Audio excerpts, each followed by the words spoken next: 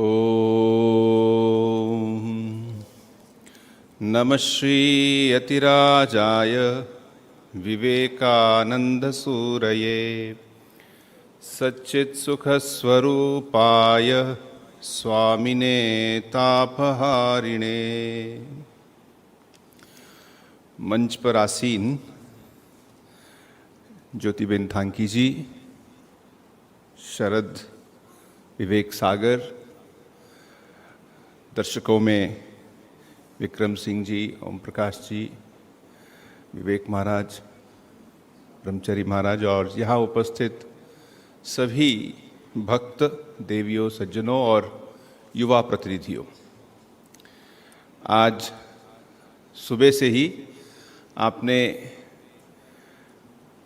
बहुत ही प्रेरणादायक और बहुत ही शिक्षाप्रद विचारों को सुना है। इन सब में जो आपने पाया है, मुझे विश्वास है इसका आपके ऊपर एक ट्रांसफॉर्मेटिव इफेक्ट होगा, एक अंदर से परिवर्तन होगा आपके जीवन में, आपके विचार शैली में। आप जीवन को किस ओर ले जाना चाहते हैं, इस ओर। आज हम सब यहाँ आज़ादी के अमृत महोत्सव के उपलक्ष्य में ये जो युवा सम्मेलन है, ये जो संगोष्ठी है, इसमें भाग ले रहे हैं।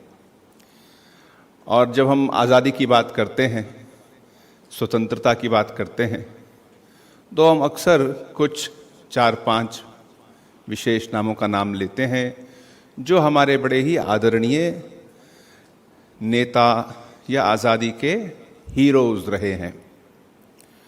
मैं आपके समक्ष कुछ विचार रखूंगा इन्हीं सब हीरो के हीरो स्वामी विवेकानंद का, जिन्होंने इन सब को किसी न किसी रूप से प्रभावित किया है या प्रेरणा दी है।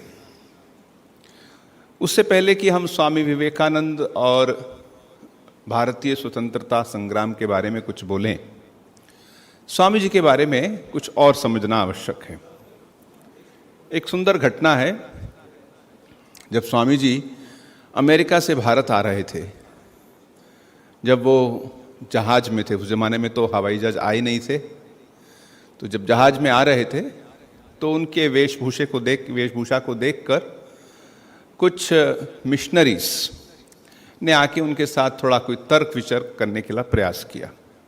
स्वामी जी ने उसको काफ़ी संतोषजनक उत्तर दिया था, लेकिन चूंकि वो नहीं मान रहे थे तो ये बात 2-3 दिन चलती रही। तो अंत में जब वो जो सज्जन थे वो स्वामी जी के पास थोड़े इस स्तर पे उतर आए कि वो भारत को, भारतीयता को, हिंदू धर्म को, इन सब को मानो बड़े ही अपशब्द कहने लगे, तो स्वामी जी उसके कॉलर को पकड़ के उसको ऊपर उठा लिया और उस समय वो जहाज के उस डेक पे थे, किनारे पे थे, जहाँ दूसरी ओर पानी था। और स्वामी जी ने कहा कि मेरी मातृभूमि के प्रति और एक शब्द तो तुम पानी में होगे। ये है स्वामी विवेकानंद का भारत के प्रति प्रेम। बाद में जब वो जहाज से उतरे, उन्होंने गिरीश चंद्र घोष से पूछा, देखो मान लो कोई तुम्हारी माँ को कुछ अपशब्द कहे तो तुम क्या करोगे? तो उनका उसे मैं कॉलर से पकड़ के फेंक दूंगा। तब स्वामी जी ने कहा, तब मैंने ठीक ही किया। तो ये एक बात है जो हमें स्मरण रखनी होगी जब हम स्वामी जी का प्रभाव भारत पर, भारत का जो स्वतंत्रता संग्राम है क्या पड़ा, जब इसके विषय में हम चिंतन कर रहे हैं। ये जो विषय है ये कुछ ऐतिहासिक तथ्यों पर आधारित है। हम इतिहास को जानना होगा, उस समय का इतिहास क्या था। वह भारत जो आज के भारत से लगभग एक वही भूखंड है। हाँ, आज़ादी के समय कुछ टुकड़े हुए, कुछ अलग हुआ, लेकिन मोरलेस हमारा वो भारत है। लेकिन उस भारत की क्या स्थिति थी? हम पॉलिटिकली तो कहते हैं कि हम गुलाम थे, we were the colonial rule. Of the British. तो उस समय उनके अपने स्वार्थ के कारण हमारे देश में कोई ठीक शिक्षा की व्यवस्था नहीं थी।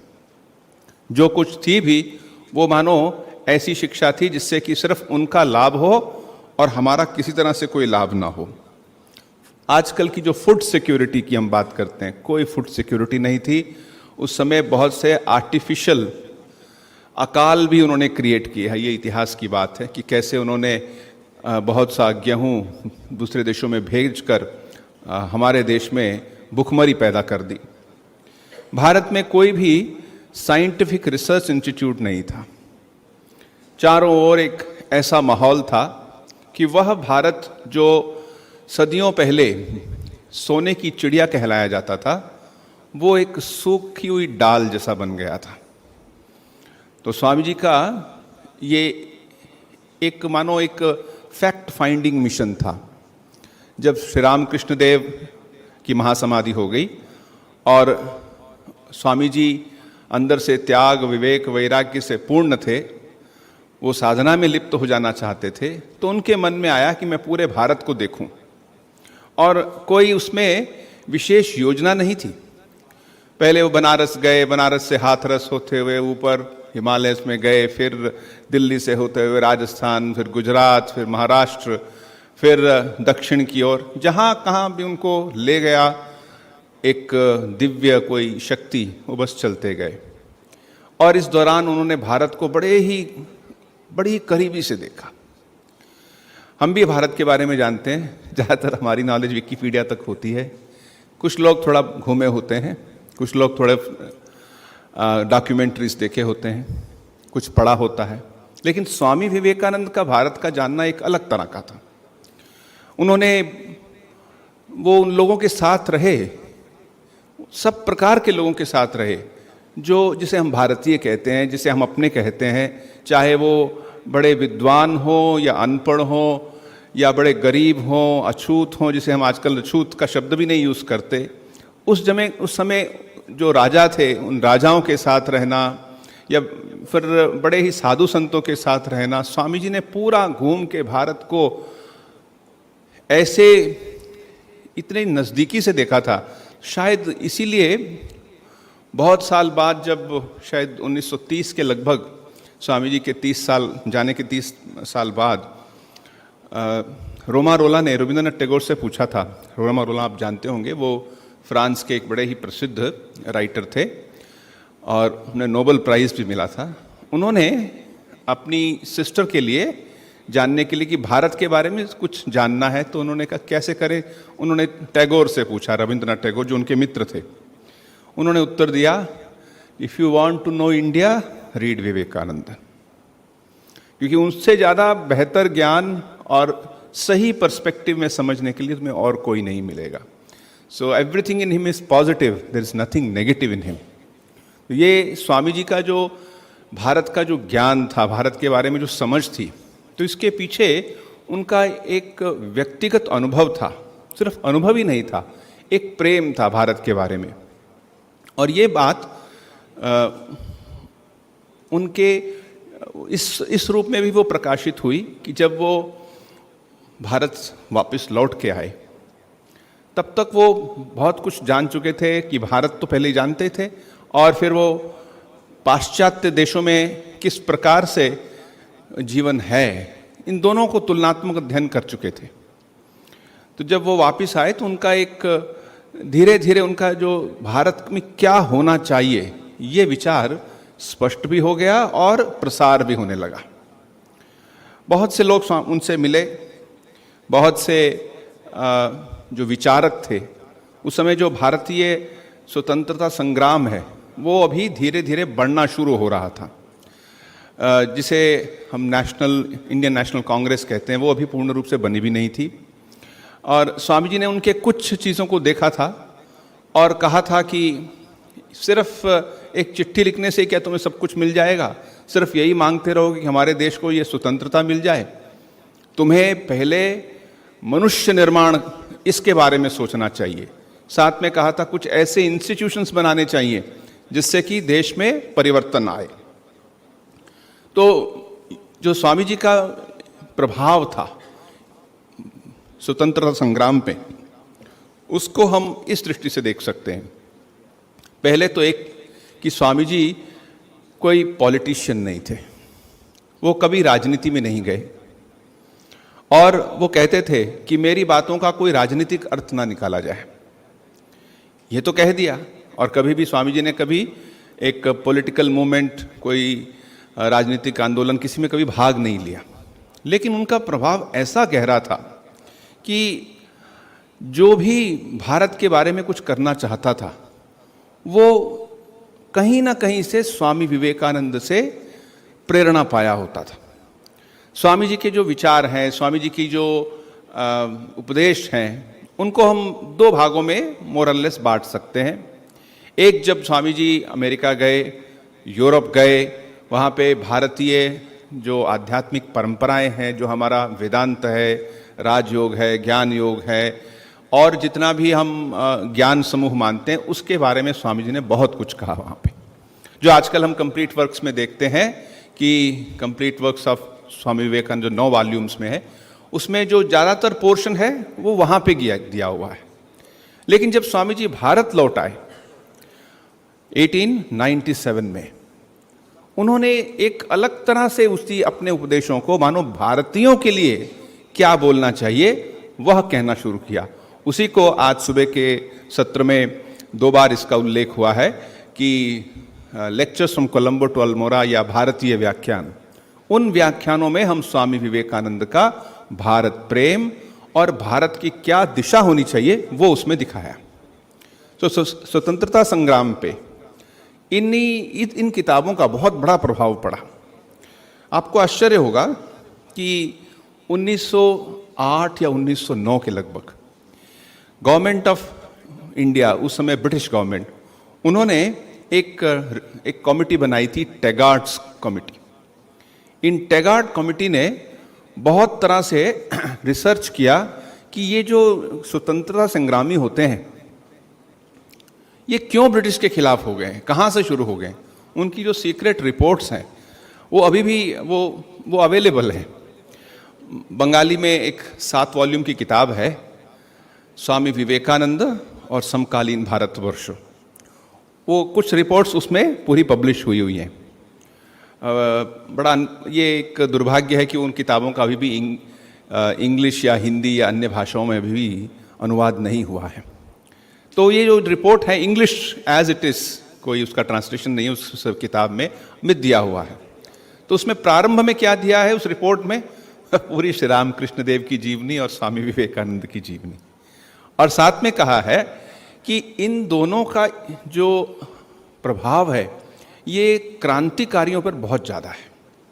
सभी क्रांतिकारियों के पास कहीं ना कहीं से ये भारतीय व्याख्यान पुस्तक मिल जाती है, या फिर प्राच्य और पाश्चात्य, स्वामी जी का और एक लेखन है वो मिल जाता है, या फिर कुछ और चीज़ें जो स्वामी विवेकानंद ने कही हुई हैं वो मिल जाता है।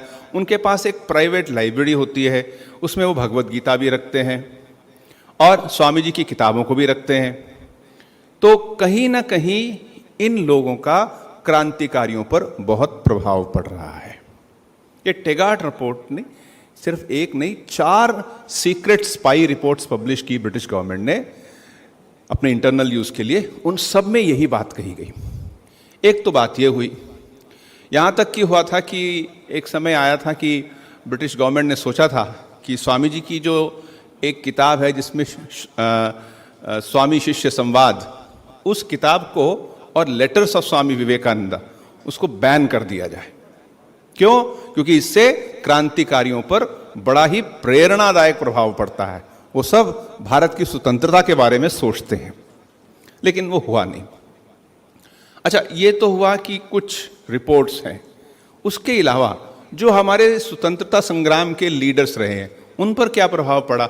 चलो पहले नाम लेते हैं महात्मा गांधी जी का।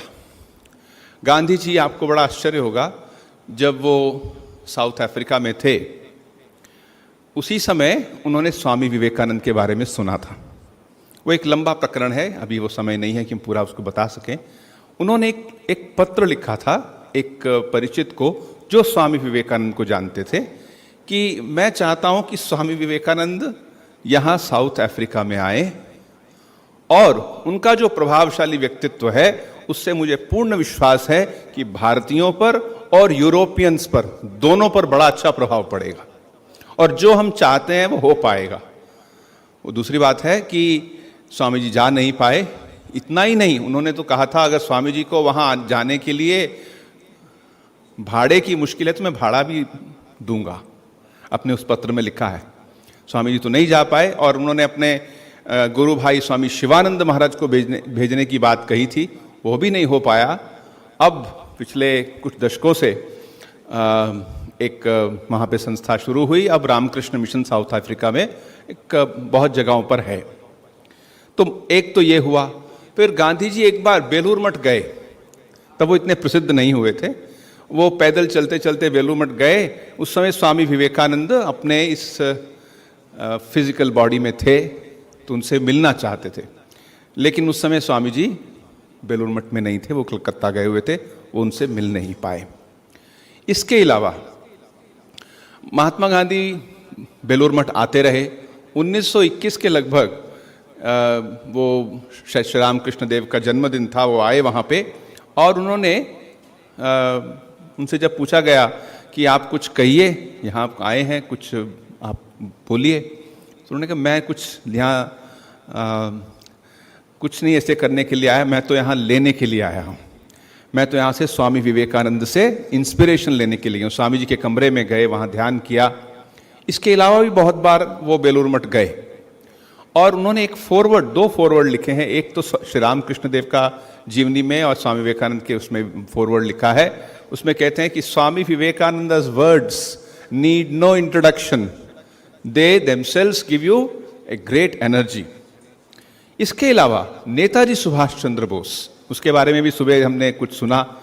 वो जब 15 साल के थे वो स्वामी विवेकानंद से बहुत प्रभावित हुए। उस समय वो कटक में रहते थे, उड़ीसा में, और एक दिन वो उनके कोई जानने वाले कटक में नए आए थे, तो एक छोटे किशोरावस्था में जो लड़का है वो गया अपने मित्र के साथ कि ये मेरे जो इनसे कुछ लेना था, कुछ घर का काम था, और वहाँ वो बैठे देख रहे थे तो उनके जो बुक शेल्फ में एक किताब रखी थी। वो ऐसे ही देख रहे थे क्या किताब है, निकाल के देखा, पहला पेज पढ़ा, अरे यही तो मैं चाहता हूँ। दूसरा पेज पढ़ा, अरे यही तो मैं चाहता हूँ। फिर वो आ गए, बोले अच्छा ये किताब ले लूँ क्या मैं? बोले हाँ ले जाओ, अवश्य ले जाओ। वो किताब कौन सी थी? स्वामी विवेकानंद के भारतीय व्याख्यान। इससे वो 1 साल वो किताब रखे रहे और उसको बार बार पढ़ते रहे।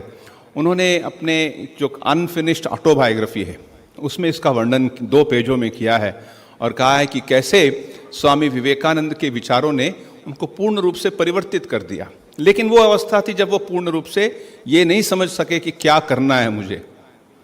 तो धीरे धीरे वो स्वामी ब्रह्मानंद जी से मिले, जिसके बारे में भी आज सुबह वर्णन था, और ब्रह्मानंद जी महाराज ने उनके विचारों को एक नई दिशा दी। इसके अलावा जो लोकमान्य तिलक थे, लोकमान्य तिलक का भी उनका, स्वामी विवेकानंद का उनके ऊपर बहुत बड़ा प्रभाव पड़ा। जब स्वामी जी घूमते घूमते पूना गए तो उनके साथ कुछ दिन रहे भी थे। उस समय तो उतना दोनों एक दूसरे को इतना अच्छी तरह से नहीं पहचानते थे। बाद में तिलक एक बार बेलूर मठ आए और वो स्वामी विवेकानंद के साथ कुछ दिन उन्होंने समय भी बिताया। इतना ही नहीं, उन्होंने अपनी जो एक किताब थी, अपनी जो एक मैगजीन थी मराठा, उसमें बहुत जगह उन्होंने स्वामी विवेकानंद के बारे में बहुत से लेख लिखे और उन्होंने कहा था कि 1200 साल पहले या 12 शताब्दियां पहले शंकराचार्य हमारे देश में आए थे। उन्होंने पूरे देश को घूम घूम के एक ही सूत्र में बांध दिया था और उस महान आध्यात्मिक विभूति का आज का जो एक स्वरूप है, जो पुनर्अवतार है, वो स्वामी विवेकानंद है। उन्होंने भी मानो पूरे देश को उसी आध्यात्मिक सूत्रों से दोबारा बांध दिया है। ये बाल गंगाधर तिलक की बात थी। श्री अरबिंदो, उन्होंने भी बहुत ही बार स्वामी विवेकानंद के बड़े उनको बड़ा ही अच्छी ढंग से उन्होंने अपनी श्रद्धांजलि दी है। कहा जाता है कि जब वो जेल में थे तो स्वामी विवेकानंद उनको एक मानो अशारीरिक रूप से बहुत बार उनके पास आए और उनको योग की शिक्षा दी। उन्होंने स्वयं इसके बारे में लिखा है और स्वामी जी के बारे में उनके बारे में जो लिखा है वो अत्यंत ही प्रेरणादायक है। उन्होंने कहा है मानो स्वामी विवेकानंद भारत की आत्मा है। वो आत्मा मानो बार बार हमें प्रेरणा देती है कि हम इस देश को और आगे ले चलें। हमें एक बात याद रखना होगा कि स्वामी विवेकानंद ने जब भारत की स्वतंत्रता की बात की तो कौन सा भारत था, वो किस प्रकार की वो स्वतंत्रता के बारे में वो बात कर रहे थे। अब देखिए, एक बात बड़ा स्पष्ट करना होगा कि वो एक सिर्फ भौगोलिक भारत नहीं है। It is not just a geographical identity, it is a living mother. उनके लिए मानो भारत एक जीवित माता की तरह है। तो उस माता के लिए क्या कुछ मैं कर सकता हूं, मैं करूंगा। उनका जो हृदय था वो सभी के लिए था। वो ठीक है, वो भारत के प्रेमी थे, लेकिन ये नहीं कि मैं बाकी दूसरे देशों से घृणा करता हूं, ऐसा भी नहीं था। उन्होंने अपने एक पत्र में लिखा था, I am an internationalist as well. वो पूरे देश जितने भी हैं, जहां से भी कुछ सीखना है उसके लिए वो खुले थे, लेकिन भारत का प्रेम उनका एक अद्भुत प्रेम था। सिस्टर निवेदिता कहती हैं कि जब वो भारत बोलते थे, एक विशेष प्रकार की ऊर्जा, एक विशेष प्रकार का आनंद उनके मुंह पे रहता था। वो कहते हैं कि India was the queen of his adoration. वो मानो सब समय भारत के बारे में सोचते रहते थे कि भारत की मैं क्या कर पाऊं। तो ये कुछ बातें हैं जो हमें बताती हैं कि स्वामी विवेकानंद ने कैसे भारतीय स्वतंत्रता संग्राम पर अपना एक छाप छोड़ दी, कैसे उन्होंने एक वैचारिक दृष्टि से लोगों में परिवर्तन लाए। और इतना ही नहीं, बहुत से रामकृष्ण मिशन के उस जमाने के जो साधु थे वो पहले क्रांतिकारी रह चुके हैं। जैसे स्वामी निखिलानंद जी महाराज थे, स्वामी प्रज्ञानानंद जी थे, और भी लगभग हमने गिनती की थी एक बार, लगभग 13 या 14 हमारे मिशन के ऐसे बड़े प्रसिद्ध स्वामी जी रहे हैं जो पहले युवावस्था में कहीं ना कहीं इस क्रांतिकारी आंदोलन में ही उसमें भाग लेते थे।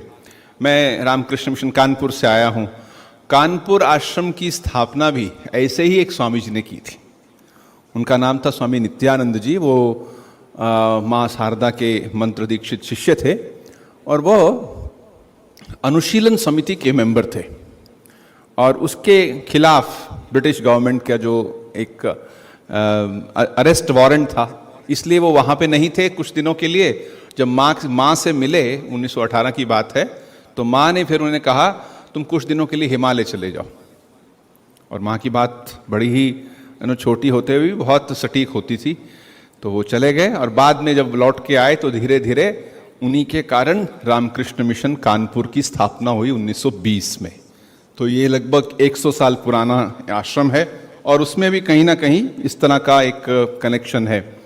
इतना ही नहीं, स्वामी विवेकानंद के जो गुरुभाई थे, स्वामी रामकृष्णानंद जी, स्वामी अभेदानंद जी, स्वामी ब्रह्मानंद जी, इन सब का, और शिवानंद जी, इन सब का उस जमाने के जो क्रांतिकारी थे, जो लोग इस प्रकार से भारत की स्वतंत्रता के लिए काम कर रहे थे, उनका किसी न किसी रूप से उसका प्रभाव पड़ता था। एक उदाहरण देता हूँ।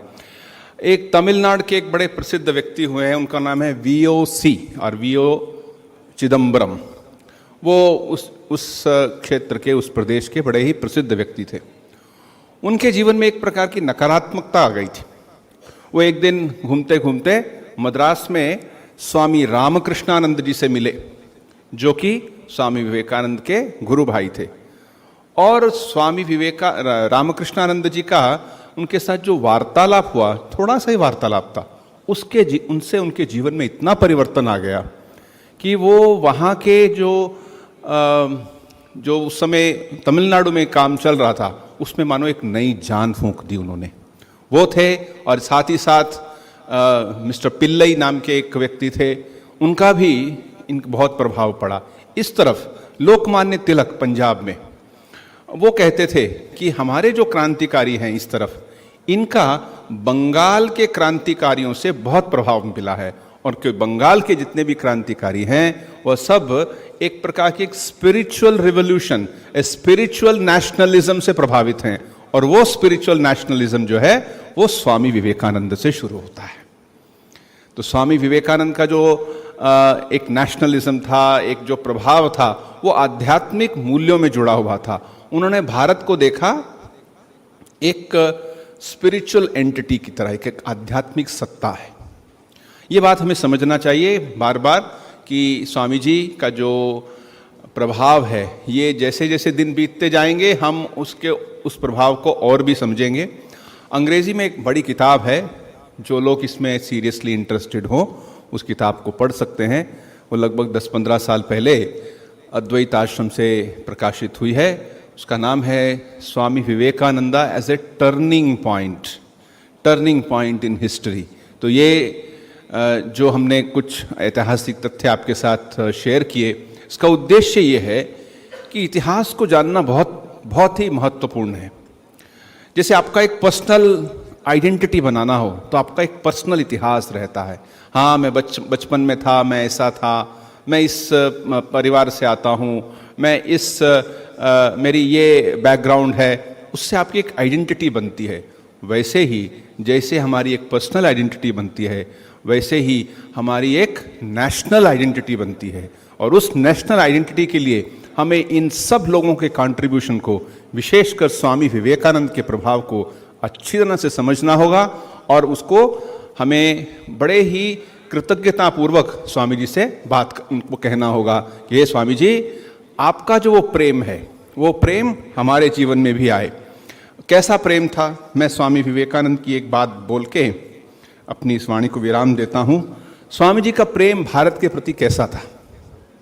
मैं एक पैराग्राफ पढ़ता हूँ जिसमें आपको क्लियर हो जाएगा कि स्वामी जी का ये प्रेम कैसा था। वो कहते हैं, शैल इंडिया डाई? क्या भारत मर जाएगा? Then from the world all spirituality will be extinct, all moral perfection will be extinct, all sweet-souled sympathy for religion will be extinct, all ideality will be extinct, and its place will reign the duality of lust and luxury as the male and female deities, with money as its priest, fraud, force, and competition its ceremonies, and the human soul its sacrifice. Such a thing can never be. ये स्वामी विवेकानंद का प्रेम था कि भारत जो है वो एक आध्यात्मिक एक अस्मिता है, इट्स ए स्पिरिचुअल आइडेंटिटी। इसी के लिए स्वामी जी ने यहाँ पे फ्रीडम की बात कही कि इसमें डेवलपमेंट की जो बात हम आज करते हैं वो बिना फ्रीडम के संभव नहीं है। तो ये स्वामी विवेकानंद की दूरदर्शिता थी कि उन्होंने इसको बड़ी अच्छी तरह से समझा, और अपने विचारों द्वारा, अपने जो उनके जीवन के छोटे छोटे घटनाओं के द्वारा हमें बहुत एक नई दिशा दी। एक फाइनल एक इंसिडेंट बोलता हूँ, उसके साथ ये खत्म होता है कि जब वो एक बार कहीं जाने वाले थे तो ट्रेन में बैठे थे, उनको कोई छोड़ने के लिए ट्रेन के लिए आया था भारत में ही। अब वो अभी ट्रेन नहीं चली थी, स्वामी जी के साथ बैठ के बात कर रहे थे, तो एक टिकट चेकर आया। उस जमाने टिकट चेकर जो होते थे वो इंग्लिश मैन होते थे। तो इंग्लिश मैन ने आके जो उनके साथ बैठे हुए थे उनके कहा, आप उतरिए, अभी तो उतरेंगे, थोड़ी सी बात हो रही है। उसने बड़े कुछ अपशब्द कह दिए। तो स्वामी जी ने उनको कहते हुए, इंगित करते हुए कहा, आप इस तरह से बात क्यों कर रहे हैं? ये यहाँ बैठे हुए हैं, आप थोड़ा ठीक ढंग से इनसे बोलिए।